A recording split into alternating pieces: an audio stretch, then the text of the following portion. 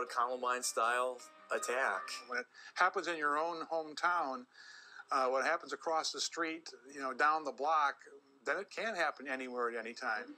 In about the last 10 minutes, we understand that the shooters and still many students, unfortunately, are probably still inside the school. But this is certainly good news, Tony, to see so many young people be able to get to safety.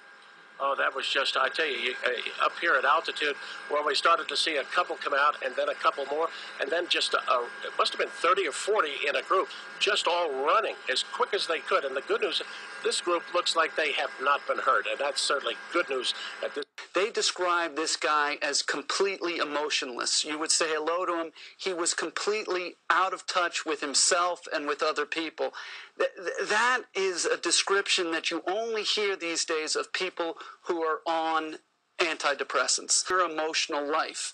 It is. I talked to a guy who was in a war who said, you cannot go and shoot 30, 50 people like this guy did. Even in a war, you can't shoot that many people without your humanity coming in and saying, but this guy was out of touch with his humanity. A troubled past, including repeated conflicts with teachers, a turbulent home life, and 3 previous school shootings. And he was often described as a loner. Community members are asking the question this morning, could this disaster have been prevented? He was a bit unusual, but I never thought I'd see him do anything like this again. Now, earlier this morning, we spoke by telephone with a student at the school who was a witness to the shootings. He always wore weird clothes, and I guess he shot a bunch of kids a few times. No one really hung out with him. There was a fight yesterday. Yeah, and they come up to the school to fight people, and after school there's a lot of fights too. All the time. Students fighting, or there's probably every day, more than 2 every day. I bet you. Guns, knives, fist fights. If the teachers see a kid with any kind of weapon, they immediately take it away. Then it's the concourse. Then it's the sub-concourse. Sometimes boys take girls down there and they, have sex. No, not always. Sometimes disrespectful, sometimes respectful. Y'all, there's gangs at every school.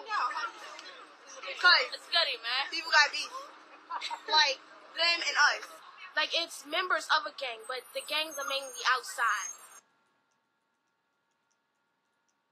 The security School safety comes. They don't do nothing. They can't. Last time they called the cops and we had a huge riot. And some kids are afraid to tell the teachers, but the teachers always take care of it.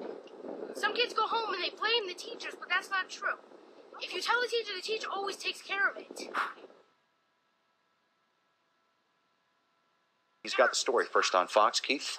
Gail, parents, school counselors, even crime statistics all tell us more girls are turning to violence to settle the score. In the last 5 years, Florida has seen a 51% jump in the number of girls going through the juvenile justice system, and violence is a leading cause. It's tough to watch girls beating each other up, settling their differences with graphic, painful violence. Cheryl Nieto says girls in high school are out of control.